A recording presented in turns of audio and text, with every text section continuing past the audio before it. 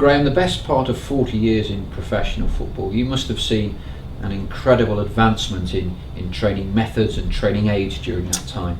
Well, yes, I have. I mean, 40 years is a long time, and I cast my mind back to all of those years ago, and everything has changed radically.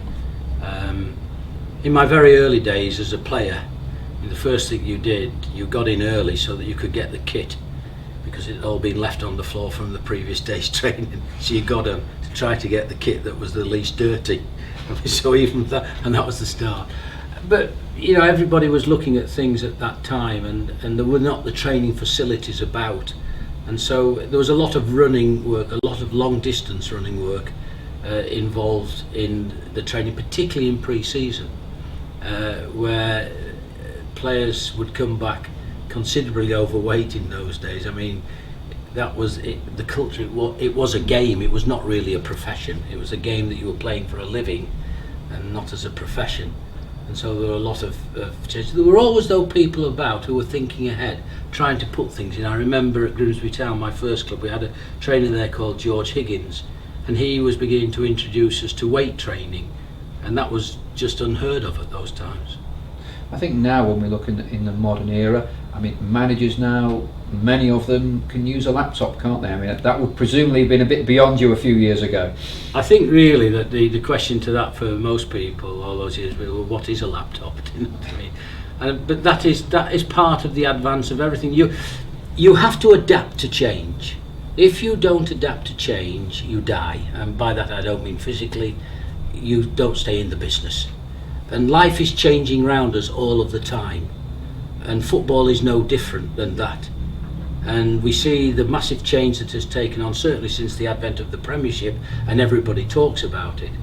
But inside the game itself, there's far more what we would call professionalism than there's ever been. Now, some would say that it may have gone a little bit too far, that some of the fun element has gone out of the game. But there was plenty of fun element in it before, and very little professionalism. So I think at least the balancing up is something that has been good for the game. But now, of course, things that professional footballers do, and have done probably for the last 7, 8, perhaps 10 years, the supporters, the many number of teams that involve themselves in football. I mean, I can say that there are 43,000 teams in this country registered with the Football Association. I should say 43,000 clubs. Now, if a club has 5 teams, some might only have 2, some will have 10. Just think how many people are playing football in this country. And therefore they follow eventually what the professionals do. Some of the training aids that we now are seeing in a public point of view have been in professional football for a number of years. But now they're coming out and they're accessible now to these 43,000 clubs. And young lads, you know, I've got a grandson at 8 years of age. They're the future. They're into all of those things. You don't just have, you know, coats thrown down and have your goalposts made like that now, as we used to do. You don't play street football like we used to do. What young lads are expecting now is modern training aids, modern training equipment. And if you don't have that, they don't join your clubs. And that's come out of many years advancement. In your long and distinguished career as a manager, how important was fitness to you as part of the makeup of your players? Well, to me it was of vital importance, because even if you didn't always have the best players, if you had the players that were fitter than anyone, you'd always have a chance.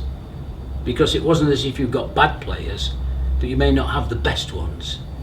But if they were fitter than the best ones, you could probably beat the best players, and people would understand. You certainly in some of my period as a manager, where I managed lower clubs and came against the very big boys, I would name Watford as a particular part. We had some good players at Watford. I mean, I make no bones about that. But what we did have, we had some very, very fit players at Watford, and that enabled them. I'm absolutely convinced of it. It enabled them to get results against clubs who had players who were better players than us. So fitness is of vital importance in professional football. There's always a balance between those who are blessed to a certain extent with natural skill and those who work really hard at it. I mean, looking back, were there any particular players who were really, really model professionals, great trainers who worked really, really hard to achieve what they did in the game under you? I would say Luther Blissett when I was at Watford. He was a 17-year-old boy when I first joined the club. He'd only been there 1 year and we were in the 4th division. He stayed all the way through of Watford's clubs, played 14 times for his country. And I would say he's a prime example of what you can do by being fit, by being professional, by looking after yourself. He motivated me in many respects because I never felt that I would ever go out on a training session and have to sort of hammer Luther or get him to work. He was there, he'd be on, and there was always a smile on his face. So I would name him that as a boy I met when he was 17 years of age, and he came with Watford from the 4th division all the way up to the 1st division, had a transfer out to Italy, played 14 times for his country. He was very, very professional and very, very fit. We see on this video the wide variety of training aids that are available now.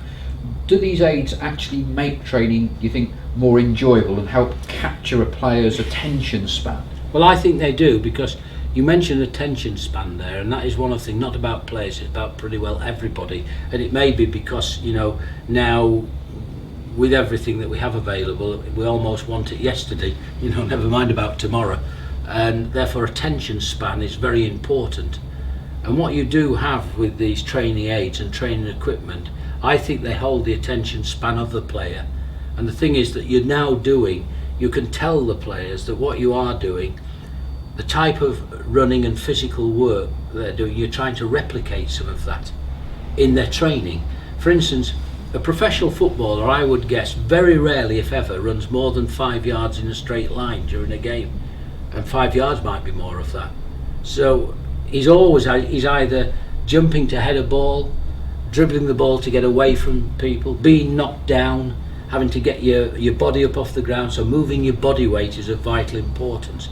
He's checking here, he's sprinting, he's then sort of just going in a jogging state, then he's sprinting again at a different angle.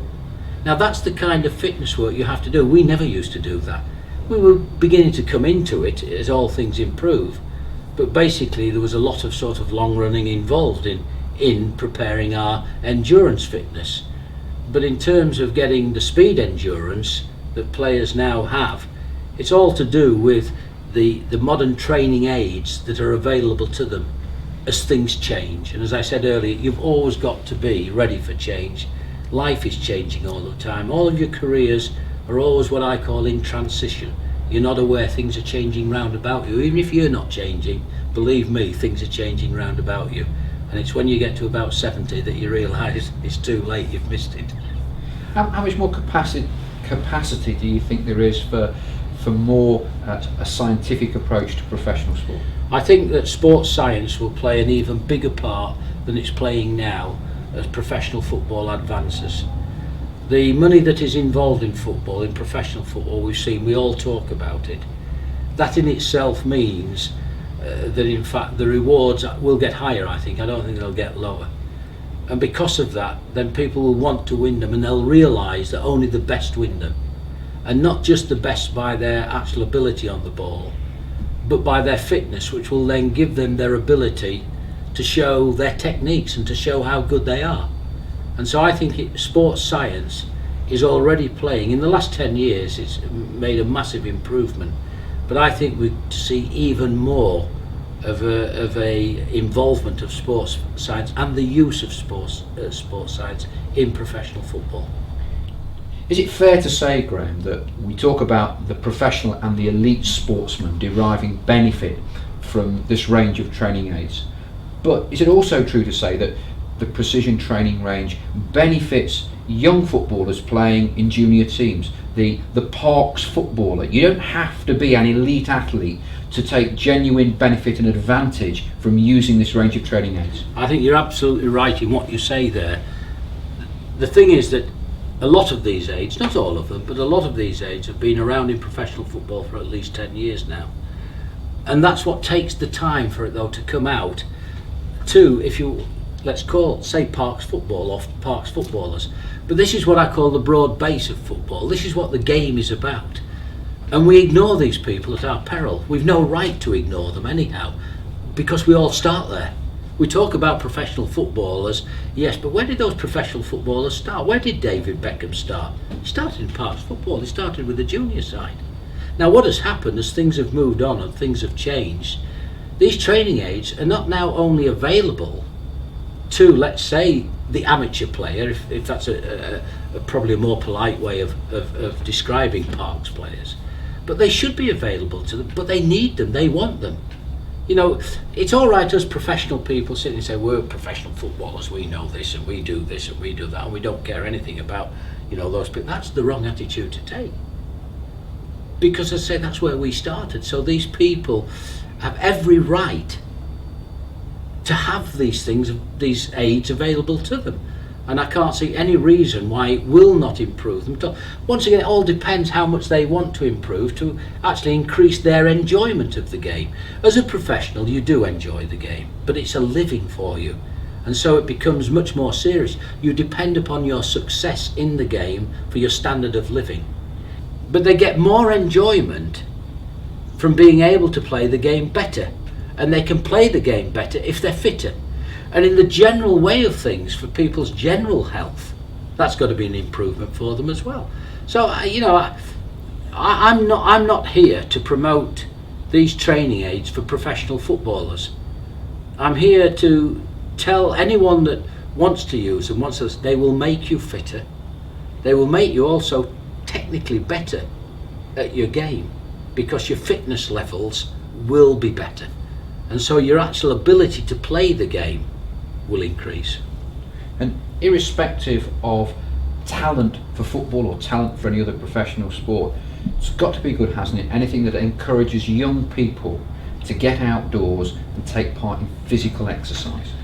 I'm 100% behind that. I think everyone understands the fitness level of our country as a whole is in danger of coming down. One, because of all of the improvements that encourage people to sit on their backsides and just get machines to do it for them. Now that is the way that it's going, there's no doubt about that.